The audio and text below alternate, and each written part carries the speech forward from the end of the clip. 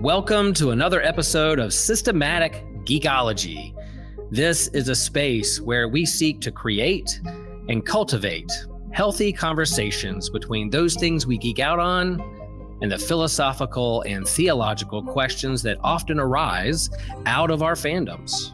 Like, what does it mean to be human? What makes a hero?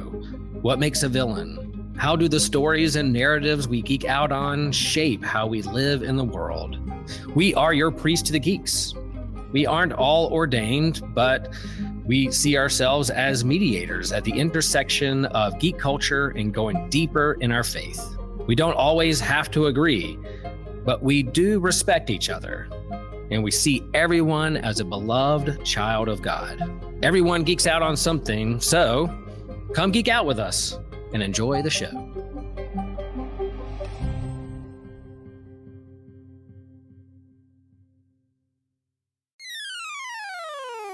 You're listening to an Anazal Ministries podcast.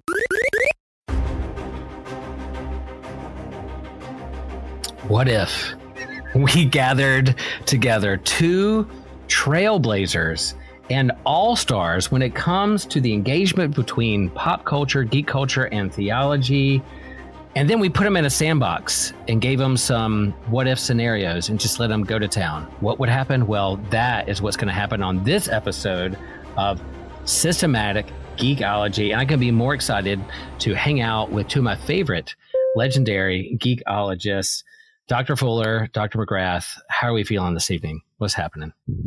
Oh, yeah. Pumped? Are you pumped? Yeah, I want to put geekologist on my business cards. I mean, I love that word, and we use it a lot. And, you know, if you have something you geek out on and then you go a little deeper into it, kind of like an archaeologist or a geologist, you know, go beneath the surface just a little bit deeper, and then you start to discover new wonderful things in the geek world, the fandom, the whatever you nerd out or geek out on. Then consider yourself a geekologist. Put it on your card, and we love doing that. So Tripp and James, here's what's going on. This is what we call one of our Discord poll episodes. So we put it into the hands of the people. And the people have spoken. Now it's only a handful of people, but they're people still indeed. And so since in the midst of our Discord poll, one of my things that I want to talk about was at the top, or at least tied with other things. That's what we're going to talk about, because I'm the tiebreaker here. So is this a Discord for people that are members of the Systematic Geekology community? You're absolutely right, Tripp. Man, what an illustrious collection of people. If I was listening to this podcast and wasn't a member, I would say, oh, junk, I better hop on over right now, perhaps to the Captivate link that TJ is going to read at some point during this, or the Patreon, or they're going to give me links probably in the show description. I'm going to click that junk. That way I can vote on the next what if. You can. Man, what if Tripp doesn't come back on again because he inserts random ads? All unsolicited like that. And I knew this might happen. And so even though I have my written out ad that make sure I remember, because Joshua wants me to remember those things, I knew Tripp would come in and help me out with that stuff. Yeah, and I also want to say, you know, I mean, if you want to be able to vote and make sure that I never appear on the show again, you know, I mean, you gotta subscribe, you gotta become a supporter. Oh, you guys better be careful, because they may be like, we love this episode so much, we want them a regular host, and then every week you're on a new episode of Systematic Geekology. That could happen. It could happen, or at least on a geek stage at Beer Camp. Ooh, that could happen. So let me so what won this poll, what rose to the top, what Will Rose put at the top of the poll is, what if we got all Doctor Who timey-wimey and traveled to an alternate timeline where John the Baptist was never beheaded and witnessed and experienced the crucifixion and resurrection? How would Christendom be different? How would our faith be different? How would the church be different? I mean, Dr. McGrath wrote a book on John the Baptist. And a book? I don't think there's just one. I think there's a few. There's two books on John the Baptist. And so I can't wait to hear his speculation and to hear how Tripp will react to those things. That's what we're going to do. But before we do that, as Tripp and James shared, we encourage you to rate and review the show. we want you to support and join, whether it's Patreon and you want to give a monetary value to that, fine, or free, or Discord or our social medias, anything. We just want to engage with you and be a part of that. So we hope that you will engage with this episode and all the things we're out there doing, and like and subscribe and all that stuff. And we want to give a good shout out to Ethan Overcash, a friend of mine, a Lutheran pastor, Lutheran colleague, and he's one of our Patreon supporters. So thanks, Ethan, for being part of this. Thanks for not voting for me as bishop at the North Carolina Synod Assembly. I appreciate that. And you can be a part of those things too. And so so glad you're a part of this episode. I've really been looking forward to this for a long time, and really excited about this. And even though, like, we just had Easter Sunday. When this is coming out, I can guarantee you we're still in the Easter season, because Easter is not just a Sunday. Some people would make the case that it's every Sunday, and I would agree with that. But in the liturgical calendar, Easter is 50 days. It's a 50-day season. So we get to experience this for 50 days. So that's where we're going to dive into some what ifs and alternate timelines, and John the Baptist and Easter, and what would the church look like post-Easter experience, what that would look like if John was still around, all those things. I can't wait to do that. But before we do that, some people may be hearing you guys for the first time. Tripp's been on here before. James has had, I don't know if you've been on Systematic Geekology. I maybe have a couple times, but or at least at Theology Beer Camp on the Geek Stage, where we posted those panels. Tripp, introduce yourself. What do you do? What are you geeking out on these days? Like, what is it? When we first met, it was geek at first sight. And we definitely have bonded many a times, and a long history of geekology together. But what are you up to these days? How do you classify yourself? What's going on? I know you're busy. Well, right now I'm geeking out about Andor. Okay. We've only had one release of 3 episodes, and I'm in the middle of a second time watching it when I'm working out. So I binged it once it came out. Yeah. And now it's like, and my workout today was longer than normal because Andor is so good. That's what I'm talking about. So that's what I'm geeking out on. Nice. And I had a big planning meeting for Theology Beer Camp today. Ooh. So let me throw this up there. Y'all should come hang out with us. theologybeer.camp. Mm-hmm. That's the URL. We're working on a new we're gonna have a permanent backdrop to the Pop God stage. So we're gonna have characters from all of the previous year's designs and some new ones. So it's like all these different pop culture characters and a giant backdrop so we can reuse it. And, I like it. We're gonna build on it. Yeah, I'm excited about that. And I'm pretty optimistic that we're going to have permission to, what permission is. That we won't lose a lot of money if we were sued. To do an outdoor screening during the bottle share of Life of Brian. Because it's, and we have some games to interact with it. And that's a good. You heard it here first, folks. I mean, it might have been shared in other places, but I think we'll find out if Kristen listens when she's like, why? Out of everything why are you telling them your random new ideas? Couldn't you tell them stuff that is actually planned already? But okay, why would I do that? So can we commit to this? If it's like the copyright police are there and it's like can't do the screening, we just do a live reenactment from memory and quote it all those quotes, all the things. We'll just do it. Live theater, improv theater. We're just gonna chase Will around as he shakes his holy gourd and he throws his sandal at us. I'm game. Yep, I'm geeking out with Andor as well, and I'm loving the theme, and I love the it was Geek Stage, but like the Pop God stage is where we're doing, like more pop culture. So even if you feel like you can have access to D&D or Lord of the Rings or Star Wars or Star Trek or Doctor Who, because there's deep, long, over 50 years history of this. So we're like, man, I just don't know where to start. but there's something that you're engaged with on pop culture, something you geek out on that I guarantee you has a deep connection to a question that about reality, or what it means to be human, or what is God like, and what is the world like, what is my place, and all those things wrapped in it. So we hope you can be a part of the pop culture, pop God stage that I know Dr. McGrath, James will be there as well. James, introduce yourself. Where you teach, what are you up to, and then what are you geeking out these days? And then we'll dive into what we're going to talk about. Yeah. So first of all, when we see each other at Theology Beer Camp, you call me James. Call me James, okay? Okay. Yeah. So I'm a professor at Butler University. My main field is New Testament early Christianity, but I have long since branched out into other areas, and one of the big ones is the intersection of religion and science fiction. And so, yeah, I mean, I'm geeking out about Andor as well, but I'm also on multiple search committees and department chair and stuff like that. So I'm actually, not as caught up as you are. So, right. But I'm excited by what I've seen so far, and looking forward to when we actually can talk about that freely.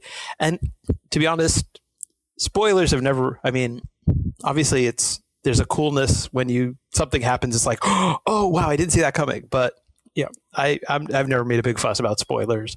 Yeah. So yeah, if you tell me something, I will still like you. I don't know if someone made an official study or what, but there was a claim made that like spoilers sometimes helps you with whatever you're watching or consuming or engaging with, because it takes the anxiety away and you're able to lean into what's actually being presented in front of you. So I sometimes embrace that too. I think you're right. And I think, James, you and Will. Yeah. Oh, I just thought of something. Okay. The other thing I'm watching is The Last of Us. And I had a parenting win watching the second episode, and I'm know that both of you like when you have shared stories with your kids. Yeah. He played the video game and everything. He had managed not to ruin what happens in episode 2.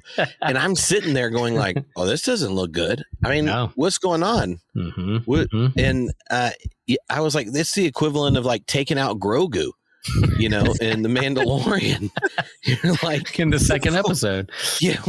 No, you'd have to wait just a little bit longer. Like he's training with Ahsoka and she drops her lightsaber, and then there's just like a little Grogu shish kebab, and you're like, whoa.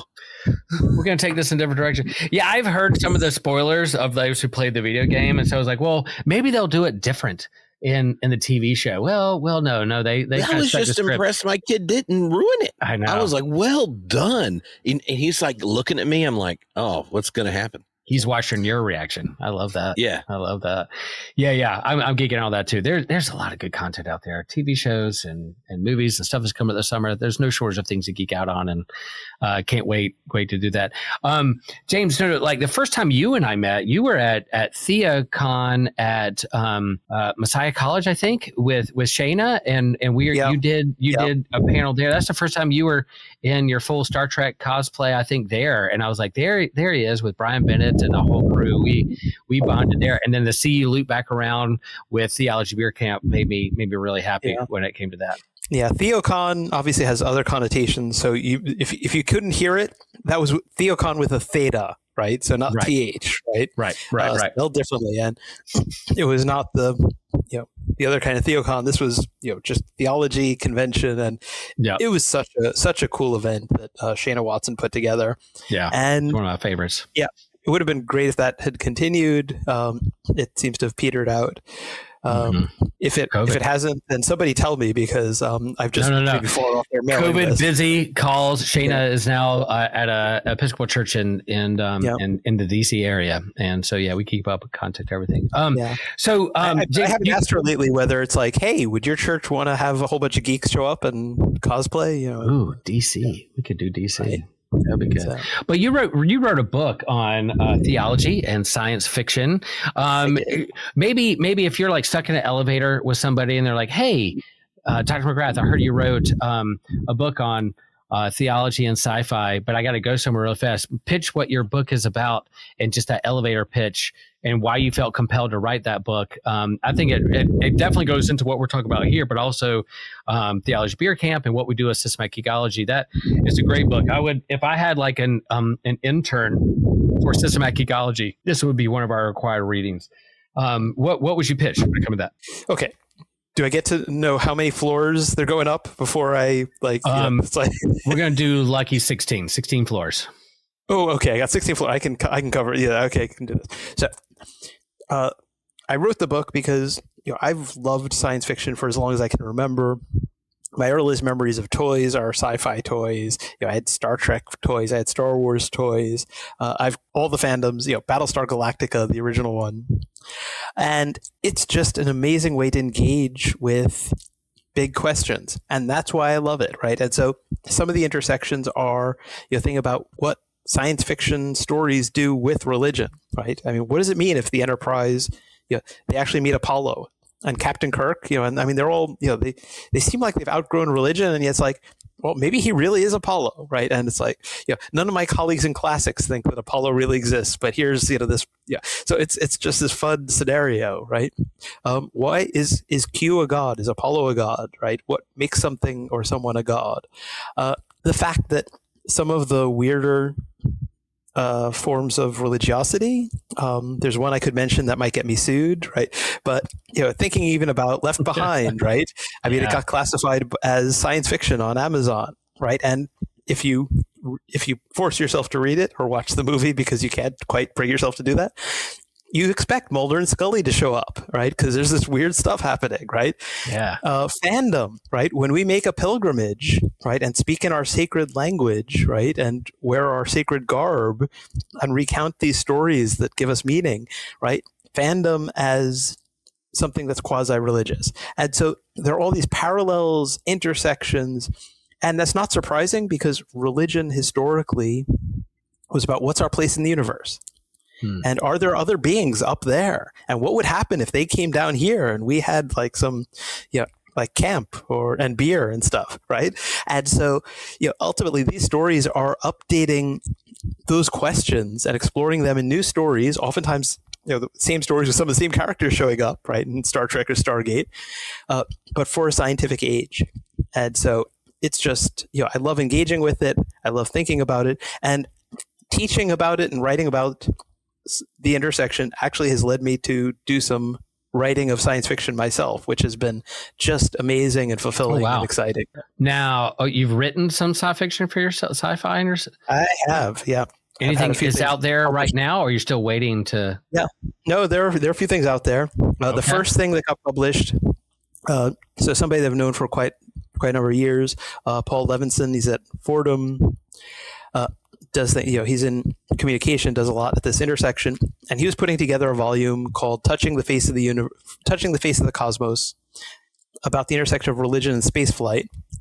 And so it was going to be a collection of essays and short stories. And I know because I asked him that he came to me expecting an essay, and I was like, "Oh, would you consider a short story?" And so that was my first one. Love that. And he was like, "Great." And then I've had a couple of others. So. Have one about robots in church that I think was actually pretty prescient because I wrote it before ChatGPT came out. That's called New Members. And so it's in an anthology, but it's also, I got permission to do the like pre-pub version of it online. It's just fun. I write the kind of stuff that I love reading, right? That it's not the heavy-handed, religiosity. It's not the, oh, look, a Christ figure, here we go again kind of thing. It's engaging in some way that's, subtle, substantive, and thoughtful. Subtle, substantive, and thoughtful. I love that. Like that is, we engage in this stuff that we geek out on, whether it's sci-fi, Star Wars, Star Trek, whatever, Last of Us. But I think also what it does, it just helps us process what it means to be human. So in your book, you talked about like science and then versus kind of superstition, but science fiction versus superstition / magic religion. And so it can sometimes be pitted against one another, but what you've done, you brought those two together and the kind of the both and of how both can help us process our place and purpose in the universe and what we want to become or what we don't want to become as human beings or a species. And so sci-fi kind of helps us. It's the ultimate, it makes us, what makes us human is that we can reflect upon ourselves and do that kind of speculative storytelling what ifing to play in the sandbox of processing our human condition, but also our place in this universe. So that's what we're doing with these franchises and IPs. It's fun, but also I think in a lot of ways we're working some junk out when it comes to what it means to be human. And in our communities, Tripp, you've engaged in these things too. You just talk about Last of Us, and you've taught classes on this with seminarians and those who are working on their PhDs of theology. What is it about kind of pop culture, geek culture, or some of these franchises, IPs that help people maybe not too as close as like scripture, that they don't feel like they can touch the Bible that way, but they can be a little bit more free when it comes to some of these IPs? What is it that you've learned in kind of teaching these classes and exploring these things as well? Well, I would say the last 2 years when I taught the pop culture and theology class, I used that book, James's book. Yes. And had students do short science fiction pieces. So it was a lot of fun. So, and I've had a student tell me they used it for a discussion group at church. So it is short. It's easy to read. Yeah. It's not like painful academic. and it does what I really think one of the gifts of this podcast and the larger kind of like engaging around religion and philosophy and pop culture is human beings. We like to make a big deal about ourselves being rational, but we're more narrative than we are rational. And when you have narratives to think with, then it allows you to locate your conversation about a topic in a story everyone can experience while they read it, right? So if I tell you about what my contemplative prayer, and I have this experience, and I was like, I was praying, and it was like I was sitting in Jesus' lap by a creek, and we're talking, you're going to go, what the hell, Tripp? Like, if I haven't sat by that creek in Jesus' lap, that seems weird. Where exactly in his lap are you sitting? Was he talking to you? You might have this. And I'm like, no. But if we talk about something we love, a story we love, then we've all had the experience of watching that film, reading that comic book, reading Lord of the Rings for the 16th time, these kind of things. And it can open up a narrative space to think that isn't treasured with layers of required interpretation like scripture. Now, one of the perks that in James's book, and when we've talked about it on Homebrewed Christianity podcast before, is as theologians or ministers, when you have fun with pop stories and pop culture, they're actually learning how they should read the Bible, because that is what all of church history is, just a giant conversation about trying to interpret these things. Our Jewish parents have half the Torah is not written down, and there's a reason, because the Torah becomes Torah precisely in the interpretation and arguing and trying to wrestle with it. So that's kind of like the baby steps. I think it really helps us actually become more attentive readers to the biggest questions we've been gifted when we get to do it in conversation and with narratives. This actually made me think of something. One of the people that's going to be on the pop culture stage at Theology Beer Camp is Casper de Cooley, who runs the Harry Potter and the Sacred Text podcast. Right. And, they have small groups all over the world. 40,000 people listen to each episode, and they basically practice Lectio Divina with Harry Potter. Yeah. Right. And it's kind of it's both like learning how to do these spiritual practices, but with a text that tons of people know, have their quizzes and know how they've been sorted, all that kind of stuff. I've heard there's also ongoing debates about the relationship of the text to the author in it with Harry Potter and among other things. Mm-hmm. It's a great gift. It's a great tool. It's probably easier to do that first than let's consider if John the Baptist didn't die and hung around for the whole thing, right? Because there's so many questions that arise, and half of the ones I would have thought all got ruined when I read James's book. So I'm mostly glad it's taking us longer to get to that topic, because I thought I might embarrass myself, and he'll correct me so many times on this podcast he's like the preeminent John the Baptist scholar on earth right now. So, well, and I think giving people permission, the poetic license or the theopoetics or whatever you want to call it in terms of exploring and getting creative with your imagination when it comes to scripture. At my Easter sermon, I talked about how Matthew, Mark, Luke, and John all had their own kind of, there's a basic plot line that they kind of agree upon, but then they have different ways of and angles of telling it from a point of view where they can share some theological nuance of what kind of crisis is or what impact this proclamation is going to have for the community, and that we have that same kind of poetic license in our lives and the communities we gather with and in the churches we gather around. And so I think doing these kind of what ifs help us as a community really explore our imaginations and spirituality to the depth there. And we've talked about before, like even C.S. Lewis and Tolkien, their Inklings group was basically Systematic Geekology. It was basically Theology Beer Camp. It was them coming together and having a pint and getting creative and exploring and what ifing their faith while still taking it seriously and being grounded in what it means to be friends and community with each other. And so that's what we're doing, and that's what we do at Beer Camp. And that's why questions like this, we throw it out there and what we want to hear from others. What do you think? What would that mean? So here we go. Hey guys, Christian here to talk about our YouTube page. That's where you can go find us at youtube.com/@Systematic Geekology. We have exclusive stuff there, exclusive videos where you can just hear other topics that you'll never hear on the podcast proper. These include things like comic book catch-up, where we're discussing the newest comics that we're reading, Friday Night Frights, where Joe Day and I explore a cryptozoological, paranormal, ufological item of discussion. Has a lot of good fun there. I have a lot of great times with him. We have spontaneous YouTube shorts that we decided to do. A topic we wanted to discuss. They're in a very short form. We do them there as well. You can interact with us live as we're recording like a What's New episode or something like that. You have something you want to chime in? Well, how can you do it unless you head over to youtube.com/@Systematic Geekology. All right, guys. See ya. All right, who wants to go first here? Tripp, do you want to let the John the Baptist scholar do this, or do you want to get yours out of the way and let him correct you? What if the Baptist beheaded and experienced Jesus' crucifixion and resurrection? What alternate timeline would that mean for the church and the disciples, and moving forward with the Jesus story and the life, death, and crucifixion and resurrection of Christ? One random idea. If we do a what if thing at Beer Camp, you should have ready to go the Creed What If karaoke song. And so you're like, what if, and then someone who's completely not energetic is like, John the Baptist was never beheaded and experienced Jesus' crucifixion and resurrection. And I think that'd be great. I think so too.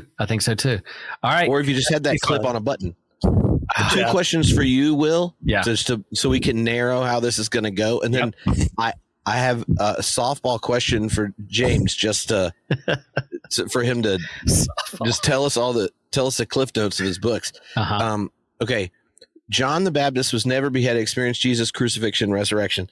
Are we taking the historical construct of John the Baptist here? Are we taking John as he is presented in one of the Gospels? Like, is he his cousin or not?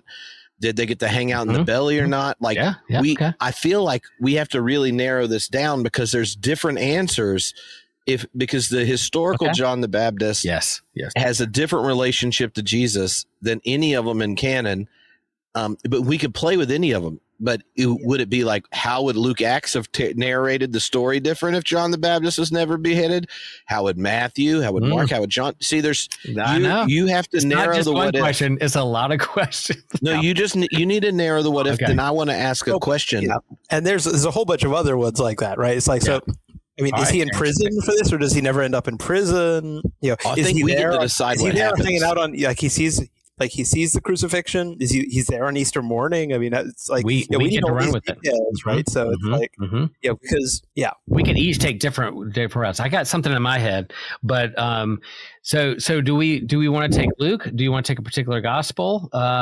James, what do you want to? Which John the Baptist are you taking here and running with this question? Yeah. So I mean, I love this sort of thing, and so I think your listeners and viewers know this already, but asking what if questions and exploring around the edges of stories is a very biblical, and certainly within the Jewish tradition in particular, thing that's done. But even within Christianity, I mean, if people have not read things like the Infancy Gospel of Thomas, right, with its wild stories about young Jesus, right, the terror and stuff like that, they have no idea what kinds of things people have filled in with their imaginations, right, into the gaps in the story. And the question of what John the Baptist would have said about Jesus if he had the chance is one of the big historical questions, right? Because as far as we can tell, right, I mean, the Gospels give us the impression as a whole, historically speaking, that John didn't get the chance to see as much unfold and didn't definitively pronounce, right? Talked about one who is to come, but didn't definitively pronounce in the way that the Gospel of John suggests that he did, right? Which most historians think is, the church sort of retrojecting, essentially answering your what if question, right? Yeah. If John had the chance to comment on sort of Jesus stepping into the leadership of the movement and then the crucifixion, all these things, what would John have said? Right?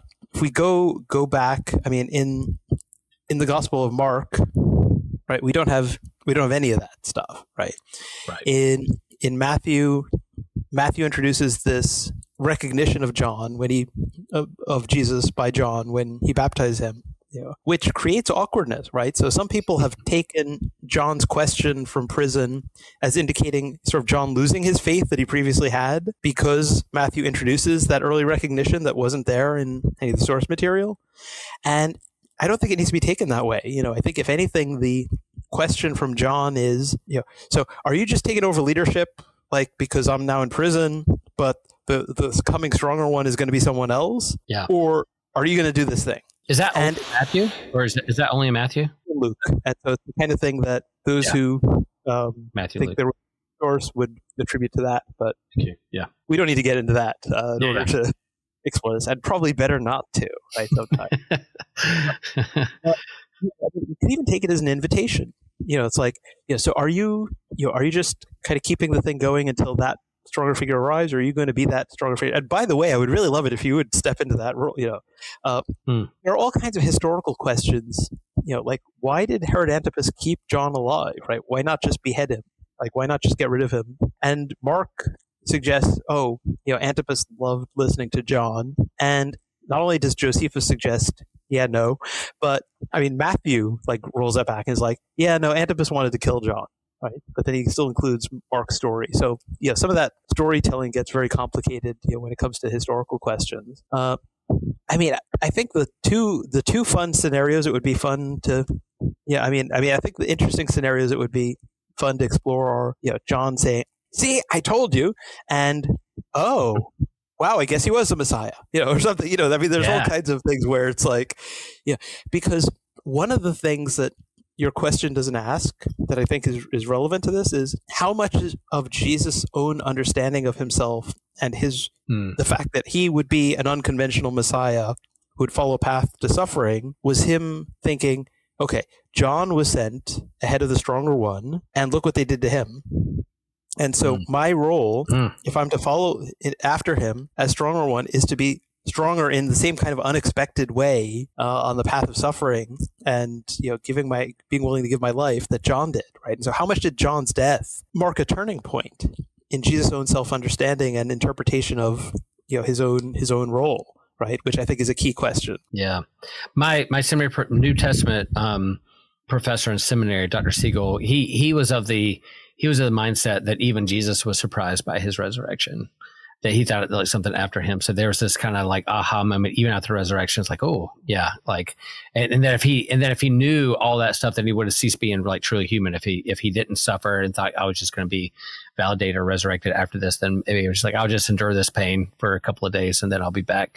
But like, so that was an interesting take, but I this idea of John the Baptist, being a precursor, not only like prepare the way of the Lord for Jesus coming, and his baptism, but also prepare ye the way of the Lord for his suffering, is something that's very interesting there that I haven't thought about before you just said that like perhaps prepare ye the way of his beheading and execution by the state, by empire, and those in power, also pave the way and prepare you the way of Jesus' own crucifixion and suffering, is interesting to me. I love that. And in my mind, the what if is like, okay, you get Acts, you got this kind of tension between Peter and Paul in terms of how they're understanding what it means to be a Christ follower post-resurrection and what that looks like in the world. And you see that kind of ironed out in Acts and later on in church history. But, I wonder if, what if he was ever beheaded or killed, but experienced or saw or witnessed the crucifixion from prison, or even out in the crowd with his disciples and women or whatever in post-resurrection, would he be a third factor, not Peter and Paul, but there's also John the Baptist, who has his own following that they're now intermingling. So that's the thing that I'm running through my head in kind of church history. You have this other wing of Christendom rather than Pauline and Peter, but you have John the Baptist running with it. Yeah, I mean, there's so many ways we could go with this, right? I mean, on the one hand, the TARDIS showing up in John's prison cell and getting him out of there just in the nick of time or something, could be cool. But I mean, think about it. For somebody who wants to do the what if, but also is like, okay, but the Gospels say he was beheaded, right? Mm-hmm. Right, presumably, we're told that the disciples of John are given his body, right? And the head, it's later tradition that shows up, and so what if Antipas, wanting to put an end to this, but also hoping to get information about John, keeps John alive, but gives somebody else's body to the disciples, so that people will think, right? Okay. And then eventually, he gets out, and there's some kind of, there's all kinds of fun things you could do with this, and I love those things. So I want that movie. I want that Netflix show. Right? Someone do that one. Someone tell that story.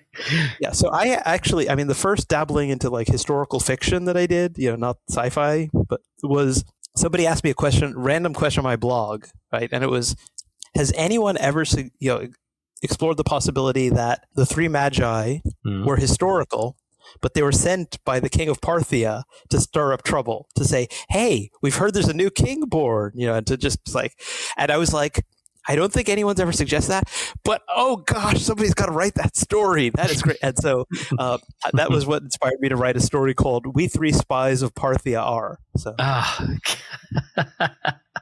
yes. One now I want to read that. Please do.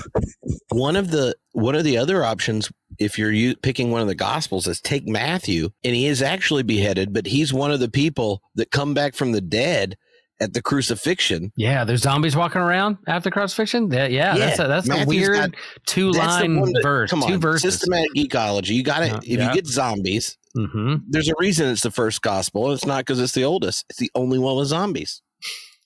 There's earthquakes and dazzling lightning and all that stuff there, and then people are witnessing the dead walking around. And why couldn't it be John the Baptist?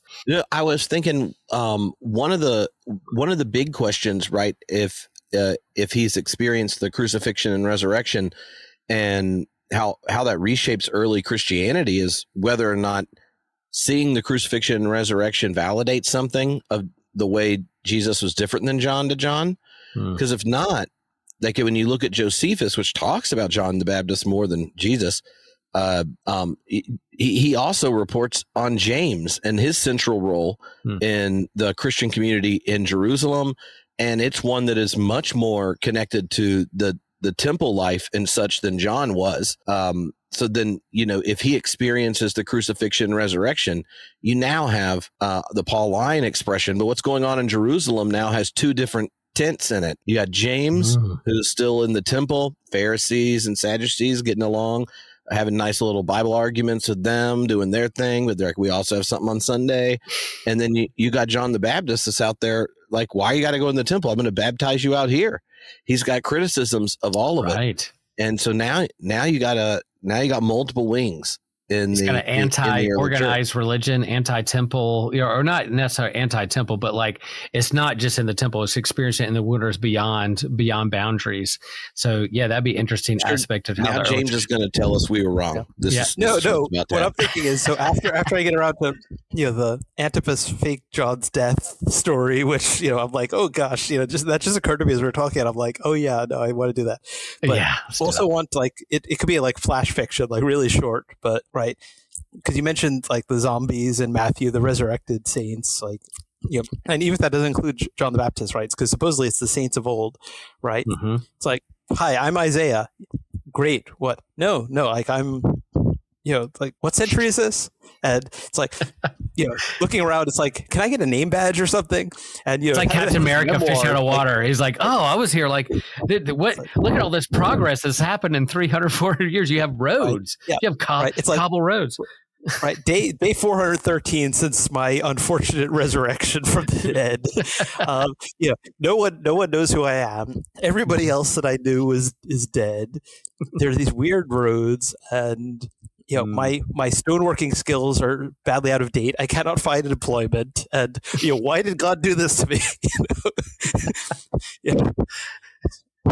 Isaiah's just like really mad to find out all the additions that happened after he died, like second and third Isaiah. Yeah. He's just like, fourth this Isaiah. Is not my material. This is not. Who's been editing this? This is not right. I did not do this. They'd all be like, you're crazy. And the story ends with he crosses path with a guy named Jeremiah, and Isaiah's like, who? They're trying to get him to act like one of the. They're like, look, we got Isaiah and Jeremiah. They don't know each other. And he's like, what's his big deal? I have way too much fun with stuff like this. Yeah, it's so good. It's so fun to think about. Like, so, do you think John? Okay, so within some of those guys, like, there's that tension between John's disciples and Jesus' disciples, but also like Jesus breaking away. Like some of the, in terms of your book and other like scholarship, Jesus may have been a disciple of John, but then broke away and had a different understanding of like the kingdom of God, not one of like wrath and fire, but one of like the last will be first, the first will be last kind of thing. So, in terms of a shift in John's understanding of messiahship and like a come to Jesus moment, or would it be like, I'm going to double down on what I understand what Messiah is going to be and do to, the axe is at the foot of the tree. They're going to chop it all down. Yeah. I'm less persuaded that Jesus like broke away from John's vision. Okay. So for those who are listening and may not have heard of them, there is a group called the Mandaeans. You've probably heard of Gnostics and Gnosticism. This is the last ancient Gnostic group that survived continuously down to the present day. So, I mean, they're absolutely fascinating. Mm-hmm. They hold John the Baptist in high esteem. They're not big fans of Jesus. And so it's this unusual, I mean, really quite unique configuration of religion. And it's been suggested that they might stem from followers of John who didn't become part of Christianity, right? And their view is that Jesus took John's teaching and distorted it and went off the rails. And I'm not persuaded by that. I think that John and Jesus actually were a lot more similar than either Christians or Mandaeans suggest. I mean, look at the audience, right? We're told that, Jesus says that, the tax collectors and the prostitutes listened and responded to John, right? This is not a fire and brimstone, doom and gloom preacher, right? That's not the audience.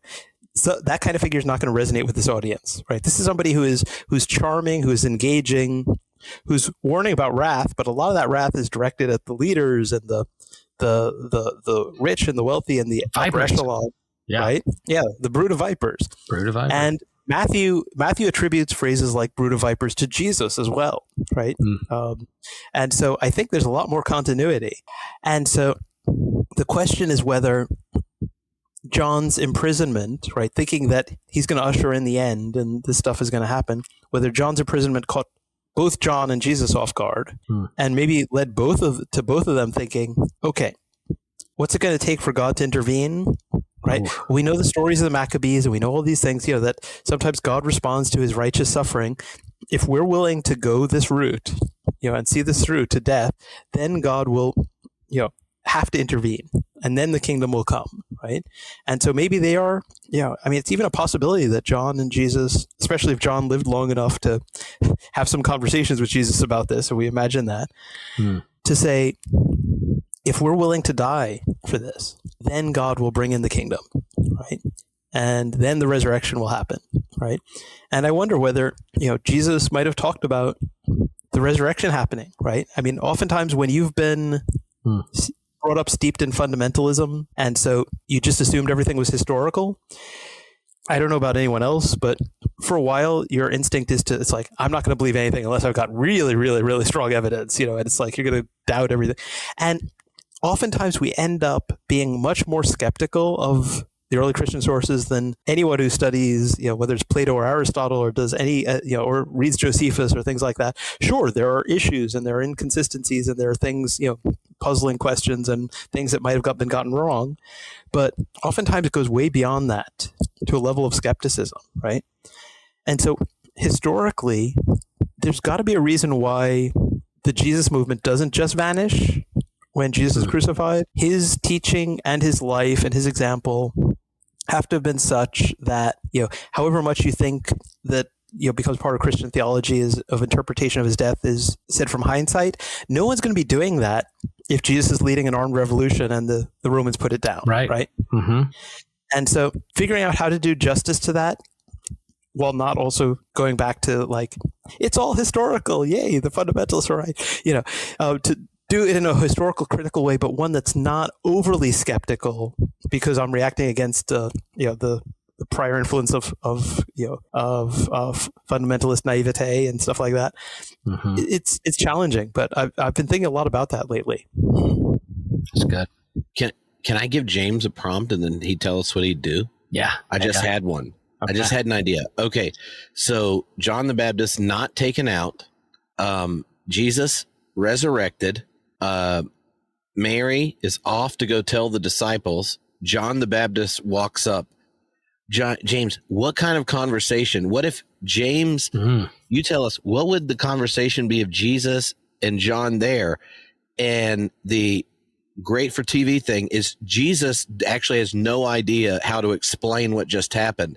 And it's actually his conversation with John where he comes to understand that this was the resurrection of the dead, first fruits, or whatever way he would do it. But what if he had to work out his interpretation of his own, the historical Jesus is working out an interpretation of the resurrection in conversation with John and he was just trying to buy himself time. He's like, Mary, you got to go tell the disciples. And in fact, I'll meet you in Galilee. That'd give me a few days to walk around and figure, he's like, I got to have new material. Okay. And then John the Baptist walks up. Yeah, I don't know if I can come up with something really good on the spot, but this is another one I'm interested in. So one of the things I've been thinking about is, there's this possibility that the Book of Revelation has some connections with, John the Baptist and his movement. The ways that that's been explored, though, have tended to be, very quirky theories. Like J. Messenberg Ford wrote a commentary in which she suggested that, the John that wrote the original version of Revelation was John the Baptist, and it's Anyway, but think about this, right? So there's this scene where, there are these two witnesses, right? The famous bit about the two witnesses in the city, and they're both put to death, and then they're raised.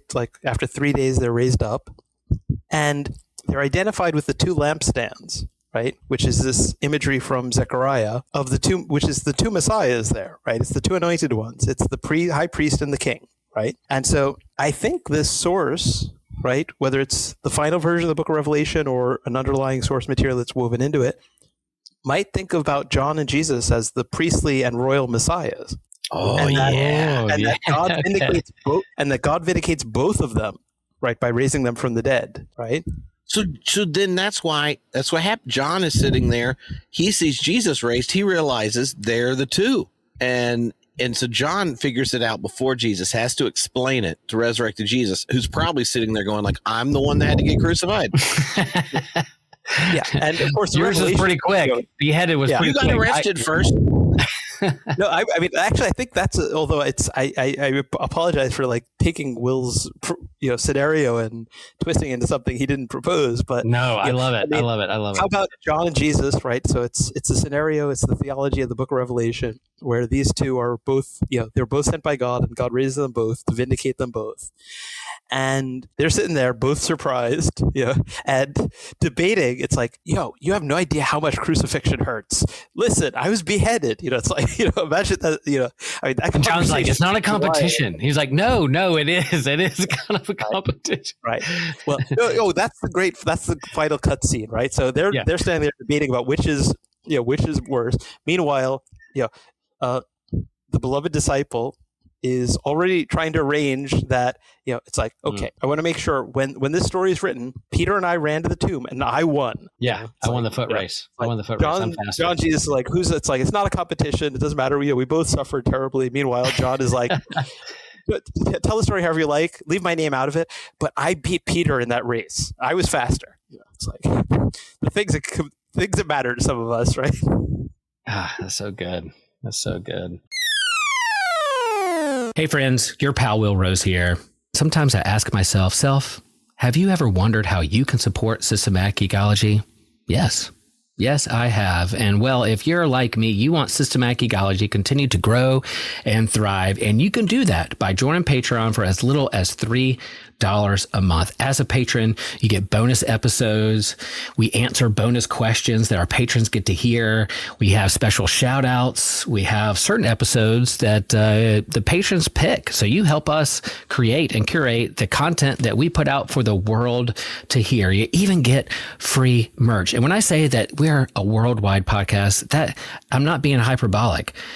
Somebody told me that we have over 20,000 subscribers from all over the world, and just half of those subscribers join Patreon for $3 a month. We would be set on keeping moving forward with the tech that we need to have the quality of podcast that we want our hearers to experience. And it'll help us get to certain events and conventions so that we can see you face to face and geek out with you in person. And let me just share that there's no shame, no guilt. If you can't join Patreon at this point, that's okay. That's okay. Just keep listening, keep sharing, keep liking, because yes, we're proud of what we're doing at Systematic Geekology. And friends, guess what? You can subscribe to Patreon for free to receive one extra bonus episode a month via the Patreon or Spotify app. That is fantastic. And we're glad that you're a part of it. Well, and we could go down different roads. And what if there might be people like, why are you going to do this? Scripture, it says the story. God preordained that this would happen in this way. But I think what we do with what ifs, whether it's in Marvel Comics or the cartoon or sci-fi, like we're getting to deeper. We're trying to look at a different angle of a certain character and get to a different depth of who they are and what they're about. So these what ifs help us think through what was John's nature and what he was preaching, and then in Jesus. And then we have the four gospel accounts. We also have the early church and the early church account, and not just Acts, but just in terms of Christendom itself. And like you said, this group, it still exists out there of these followers of John the Baptist, that it gets to the point of helping us see a little bit deeper of who they are and what they're about. And then I think about like how it would affect the timeline of my own call and how I understand Christ, how I understand. I'm a Lutheran pastor. So then it totally, this kind of domino effect shapes even how I see the world, how I see Christ, and how I see John the Baptist. Or you preach John the Baptist at, at Advent. It always pops up at Advent, So how I would see those things. So him being around the early church and what that would look like moving forward is very appealing to me.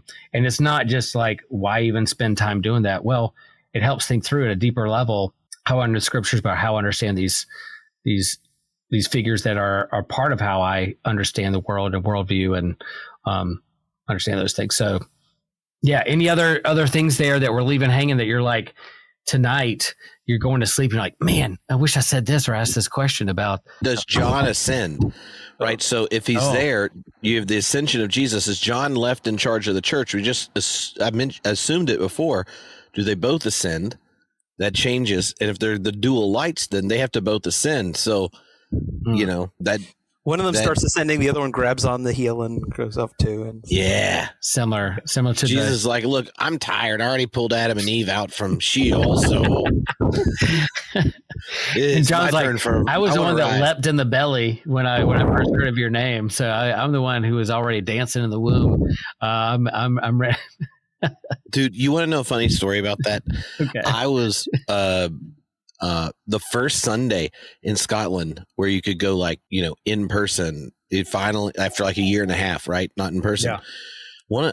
I don't know if it's exactly the first Sunday, but one of the first ones, right? I'm preaching at the big old Scottish Episcopal Cathedral in Edinburgh. and it's Annunciation story.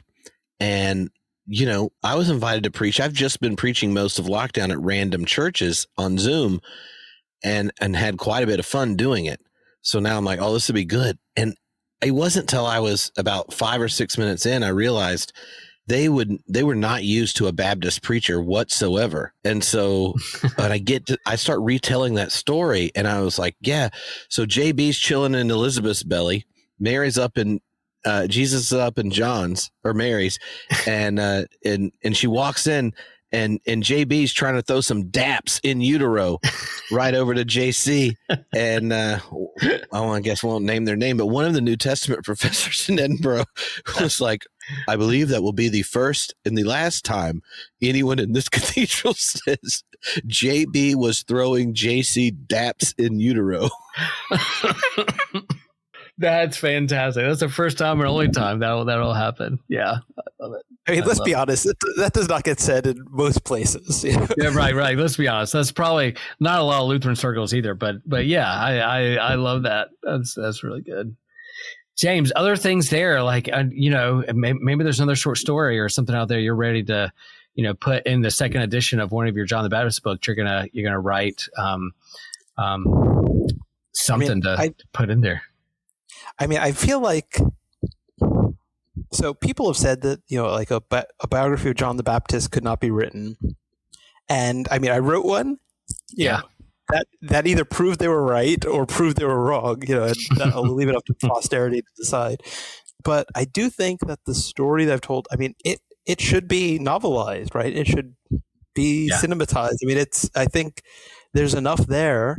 And this figure, if he was a lot more like Jesus, he was a lot more charming, he was a lot more engaging. That's why he has such an impact, and everybody's paying attention, right? The religious leaders, the political leaders. He has followers in, apparently in Alexandria and in Ephesus. I mean, this is, this movement is spreading like wildfire even before Jesus shows up, right? Because Paul gets to Ephesus and it's like, yeah, no, there are some disciples, some members of the way there, but we only know John's baptism. And they seem like they're aware of Jesus, right? So Jesus may have already been part of John's movement by that point, but the whole thing hasn't taken off and the crucifixion hasn't happened yet, and they haven't heard about that. And that gives us a sense of just what an influential figure John was in his own right. And I think that when we don't get that, we actually get stuff about Jesus wrong, right? Because sometimes, you get, and I love John Dominic Crossan, big fan, and was honored to, talk with him at Theology Beer Camp. But one of the things that he and I disagree on is whether it's, we should really play off sort of fasting John versus feasting Jesus over against one another, right? Yeah, John had some quirky eating habits. We have no record anywhere that he told anybody else, if you want to be my follower, you must be baptized, repent, and eat only locusts and wild honey or something like that, right? It's not a stipulation. And so whatever you think the reason is, and one of the possibilities I entertained is that it was just that after he left home and was trying to figure out what he's going to do, he's relying on what God provides in the wilderness, right? And that becomes part of the inspiration, not just for him, but also for Jesus teaching about, God, clothes the sparrows and feeds, clothes the lilies of the field and feeds the sparrows. It's what God provides to him. And so even when he's not necessarily only eating that anymore, John's disciples, like when somebody new joins the group, it's like, John, tell him about what you see in the wilderness. And John's like munching, he'll grab a locust and he'll be like, crunch, crunch, crunch. Here, want some? And stuff like that. And that's your like the initiation, right? When you're joining fun the dips. group. He's got like the honey, like fun dips. Like a little fun dip candy. John, in the few words we have attributed to him in the New Testament, he's making puns and wordplay and doing all this kind of imagery. It's just this guy was a character, right? And he was engaging, and not, I don't know whether I'm the one to tell the story. I may be too closely wedded to some of all the historical research and stuff, but somebody should take this and explore it in more, historical fiction form and maybe in, visual media and other stuff like that. I think. I'm biased though. I'm with you. Short story. Like one Advent, I was showing my children's message. I was showing them a picture in the Action Bible of what was John the Baptist with like long hair and he's yelling or spitting out something. And I'm like, who do you guys think this is? No, thinking they were going to say like Jesus. And I was going to be like, nope, it's John the Baptist. And this is blah, blah, blah. But it was right around the time that of the Jason Momoa Aquaman movie. So when I showed that picture, I was like, who is this? And one of the kids was like, Aquaman. And I was like, dude, you're not wrong. This is Aquaman. This guy played with water a lot. Like, you're right. Like, John the Baptist was the OG Aquaman, and the whole congregation laughed. I will never not think of John the Baptist as the original Aquaman.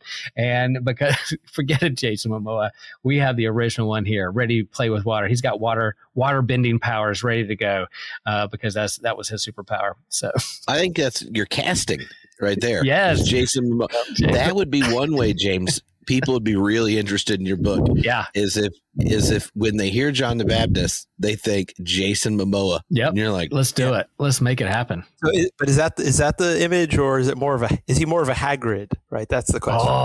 Oh, more of a Hagrid. I like it. Going full circle. Since we're gonna be at Theology Beer Camp today, guys. Thank you so much for this. This is it. Like, yeah, it wasn't like super deep sci-fi geeky Marvel comic stuff, but like the what if scenario and thinking about. I could definitely see an episode of Doctor Who of hopping in the TARDIS and going to a time, an alternate timeline within the Jesus storyline where John the Baptist is still alive, sitting there in the crowd where Jesus from the cross is looking at the women, also looks at John the Baptist, and he's looking at his disciples like, he's now your guy. These are your disciples. Like, you guys get together and hang out and hang out. I'll be back soon, or I don't know, whatever you want to say. There from the cross. Here's your mother, or here is your rabbi. I kind of like that idea, and that's kind of stuff we do at Theology Beer Camp as well, at the Pop God stage, Geek stage. James McGrath has been in full Star Trek cosplay, but also did a whole presentation on Doctor Who, and I've seen Tripp cry a number of times on the Geek stage while talking about friendship and Sam and doing a toast. Those are some things you can experience. Tripp, like with this upcoming beer camp, past, present, future, where do you see like this next one? This is, what number is this in 2025? This is number. Well, I don't remember how many years we missed in COVID, but right. This will be the 9th year of Theology Beer Camps, but not during COVID. Yeah. So I forgot one thing I want to ask you too, because James, we had the TARDIS was involved in this story. Mm-hmm. So, do you think Jesus and John are more confused by the concept of time travel? And then you could have you could have Doctor Who invite them, like, I'll take you one place. Where would you want to go? And he's talking about all the things in the future. This is another place where you get tempted to go are they going to go in the future, or are they going to be like, no, we just saw the resurrection dead. We've seen the future. There's all sorts of things. Do they want to go back in the past, or do they find the whole thing just problematic and not even interested? Because I'm trying to think, if I was raised from the dead and someone still told me I could get in a time machine, I would be interested. I would want. Why would you not want to do that? And maybe one wants to go to the past, one wants to go to the future, and they have to play paper, rock, scissors, and take turns. The synoptic gospels would emphasize that Jesus won. Just not all. You may look weird that he baptized Jesus, but he didn't want to, and most likely told everybody. This is a bit embarrassing, but So for the Doctor Who fans who are listening, right? So, I mean, there is a cartoon somebody made, and that really brings us back to what sci-fi does, right? So there's this cartoon, and the headline on it was like the resurrection scientifically explained, and then it had the Doctor, it was Tom Baker's as the Doctor, showing up in the TARDIS in the tube, and was like, "Hey, you want to come with me?" "Oh yeah, thanks." And so he gets, that's basically it. And Love it. What's funny is, that is what scientifically explained means in sci-fi, right? The crew of the Enterprise no one wants to say it, right? Because it's like, no, we're these rational people. We're above magic and stuff. We're beyond superstition. And then the crew apparates down to the planet's surface, right? Yeah. I mean, this is magic, but with technobabble, right? Yeah. And supposedly explaining it, right? And Doctor Who is close enough to the border that, I mean, it's like, okay, he could be a wizard with a magical box, and it would be the same stories, right? And if the aliens were just monsters and not aliens that are also monsters, it's like, And so one of the things I love about sci-fi is that it highlights that we have a desire for magic, right? We want stories of heroism and of gods and of powerful beings and of confronting them and wrestling with these big questions. And that's true even of secular scientific people, right? They want a way to explore these things within them, and sci-fi often gives that. But for those who are looking closely at the stories, we'll notice that there's also places where you can say, okay, but why is Q not a god? Why is Apollo not a god? Right? What's the what are you excluding? And if he's not a god, it's because you've got this idea of God as like all encompassing and stuff like that. It's like, well, where did you get that idea from? Yeah, I know a group that's got that. I know a Lutheran church pastored by a guy named Will Rose that has that view of God, where you could and you'd fit right in as a Star Trek fan, but also with the and denying Apollo his divinity because you think that God should be reserved for this all-encompassing reality, right? The ground of being, and so. Yeah, but Doctor Who has done. There's these two brief throwaway lines in episodes that indicate, and just recently and sorry if this is a spoiler for anyone, stop your ears if you're not up to date on Doctor Who, but we get where the Doctor is like back in Bethlehem and there's the star and all this stuff. But that was a good episode. Fantastic episode. Fantastic. But already in Voyage of the Damned, right, these aliens are trying to figure out, it's like, so what's this Christmas thing all about? And the Doctor's like, well, I should know, I was there. It's like, long story, I should know I was there. I got the last room, right? Which is, a fun line. I just threw it in there, and I missed it, I think, the first time. Mm-hmm. Yeah. And then in Planet of the Dead, right, you've got him talking with someone saying, I don't usually do Easter, right, because it keeps moving around, which is just hilarious, right? When all the David, the things with the dating of Easter, it's like time traveler. Of course, he's going to keep missing it, right? He's like, between you and I was there for the original. Between you and me, what really happened was, and then the beeper starts going off, and he doesn't finish the sentence, So there are these throwaway lines in Doctor Who that show that it's sort of aware that time travel gives you a way of potentially exploring some of these things, which is fascinating. But for those who want some more substantive engagement, like longer than just throwaway lines, there's an audiobook, right? Doctor Who has a lot of audiobooks, but one of them is Doctor Who, The Council of Nicaea. Oh. And it's written by the author is Carolyn Simcox, who is a minister. Her husband wrote some of the Doctor Who episodes that actually aired, right? So her husband is a writer, but she is too, and But this is from somebody who's also an ordained Anglican minister, and it's fascinating stuff. So there's so many ways that you can engage between fandom and faith, not just like implicitly. But it's like, no, this minister made this this audiobook, and it's about the Doctor going back to the Council of Nicaea. It's like, this is just head on, right at the intersection. Fun stuff. It is. Well, before we hop in the TARDIS ourselves, I think, part of even that kind of the Navy scene, like UAPs, we're not calling them UFOs, we'll call them UAPs. Maybe that's the TARDIS flying around with John and Jesus inside, scoping out like the 2020s, being like, oh crap, we got to do something. Something's going on. Starting 2016, 2020s. Man, something's going on. The whole time, like maybe that's it. It's just them flying around in the TARDIS. Tripp, what do people need to know about Theology Beer Camp? This is some of the stuff that we're going to do. Theology Beer Camp. This is just right up. Well, there's also a theology nerd stage. It's very nerdy, and then there's lots of cool keynotes and such. Dom Crossan will be doing one. Philip Clayton's coming back to Theology Beer Camp. Stacy, Stacy and Floyd are they're both. Stacy's a theological ethicist. Floyd does history and does some pop culture and religion stuff.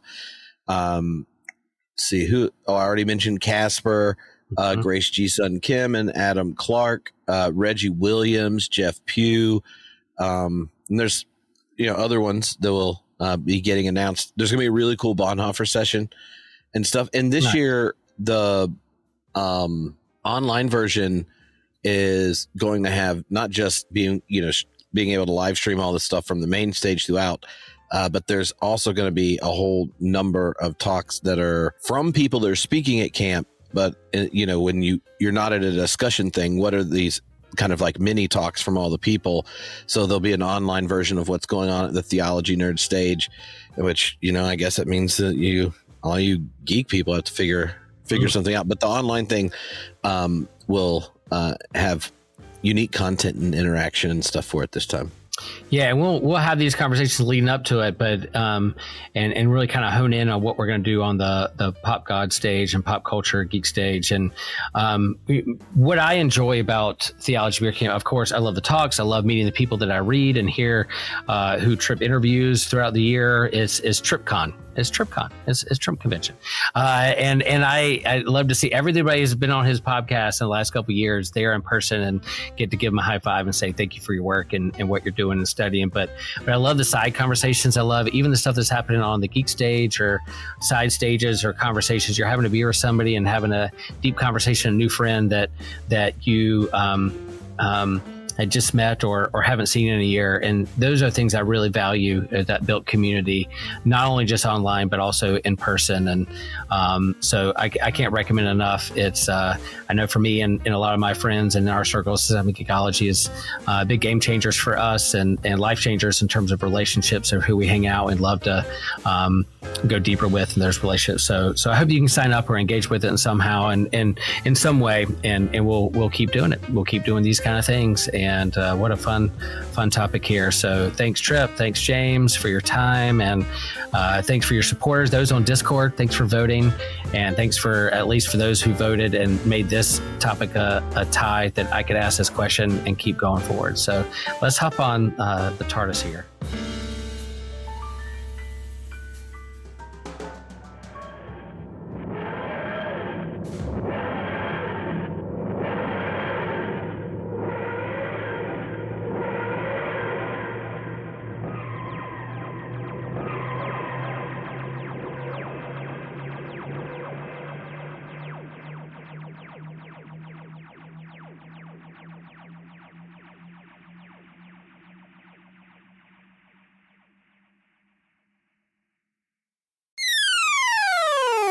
Hey, podcast fam, want to stay even more connected with the show?